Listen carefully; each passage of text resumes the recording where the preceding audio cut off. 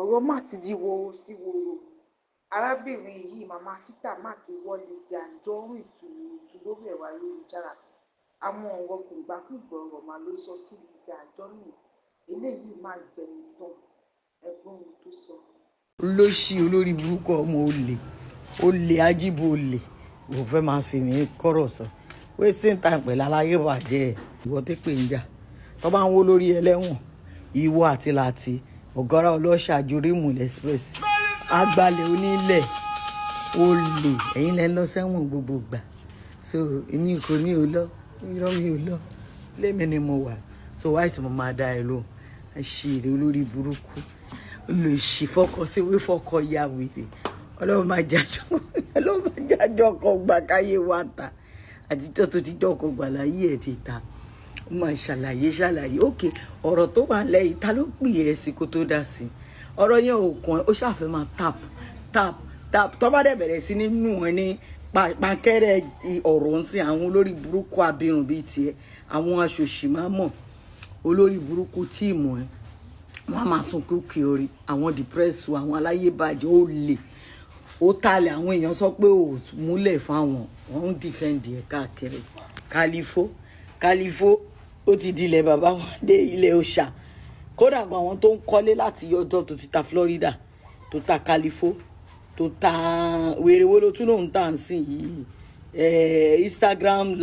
estate àná lórí burúkú ni ọmọ olè ọmọ jàgbá ẹ̀yin ẹ máa ra ilẹ̀ òòṣà kóhun máa fowó yín develop ọmọ àsè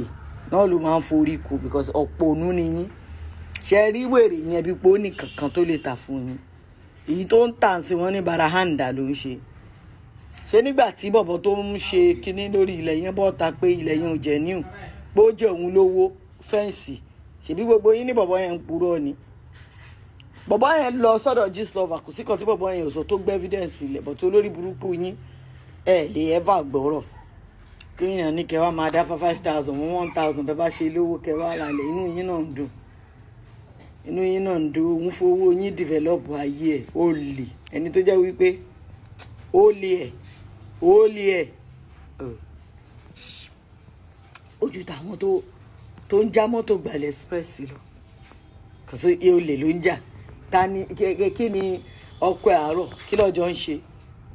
ọ̀pọ̀ àárọ̀ tó pa yẹn kí lorúkọ ẹ̀ Jagunmẹ̀ ṣèbó lè ní wọn so ọ̀rọ̀ ẹ̀ ò jọ mí lójú mi má máa porúkọ mi èmi àti òsínú set ayé tí ẹ ti bàjẹ́ olórí burúkú ọ̀tọ̀ ò ní sinmi màá máa fi ayé tèmi màá máa fi wé títì ẹ̀ tó bá wọn ẹ̀kọ́ gbogbogbò máa máa fa yí ẹ̀ kúrò sí máa máa fa yí ẹ̀ pa mi tiẹ̀ ti close chapter ẹ̀ mo kò fún bọ́ nísìnyí àárín ìzúmọ̀sá yìí ẹ̀ wo lórí burúkú olùsì àṣìírí olóbò ìjẹra ìwé àwa ń sọ̀rọ̀ ìwọ náà ń sọ̀rọ̀ I don't waste my time on nuisance on social media mo mọ nǹkan tí mo tó owó bá mi lẹ́nu iṣẹ́ yìí ní àbò lórí burúkú ni ẹ̀ ní àwa máa waste ìwọ tí mo train ní dáa fún ìyá ẹ̀ níbi tó bá kú sí ìyá ẹ̀ sínú tù Ajíbọ́lá kò ní dáa fún lórí burúkú àbá tá bá ń mọ ibi tó sì ìyá wa sí àti bàbá wa sí tá bá ń sọ̀rọ̀ tó jẹ́ ọmọ níbi níhùn á ní máa bó lórí burúkú ara ẹ̀ máa rojọ́ wo lòṣì tó jẹ́ pé ìjò ló ṣán yẹ pa nílé àlàpà màmá bá ẹ̀ sọ̀rọ̀ olórí burúkú nìyẹn ó àti àwọn tálẹ́gbẹ́ mò ń ṣẹgbẹ́ ẹ̀ èmi àti láti ọkọ ẹlẹ́gbẹ́ láti èmi àti ẹlẹ́gbẹ́ so okay kí ló fẹ́ fà ní fínà ẹ̀ bá tiẹ̀ ní kálẹ̀ndà àgbàlagbà nílé ṣé ẹ̀ láwọn ẹbí tó tiẹ̀ jà àgbàlagbà ni téwú orí mi ò bá sọ fún ẹ pé mo jù ẹ lọ ṣé wọ́n mọ̀ ẹ má ti sin òkè wèrè ní ẹ tán tẹ́lẹ̀ náà wèrè ní ẹ tán ẹni bàbá bá wèrè ṣe á máa hùwà bìbì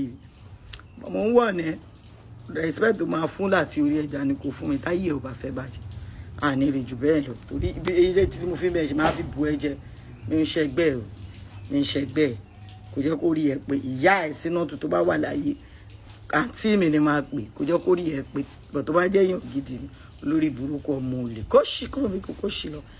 lò ṣì àṣeyẹ lórí burúkú abirùn ní ṣé orí gbèdégbèdé lọ́rùn tèmi àrí pé mò ń jatọ́. ẹ̀yin èèyàn kí lè rí sí ohun tí màmá Sítà sọ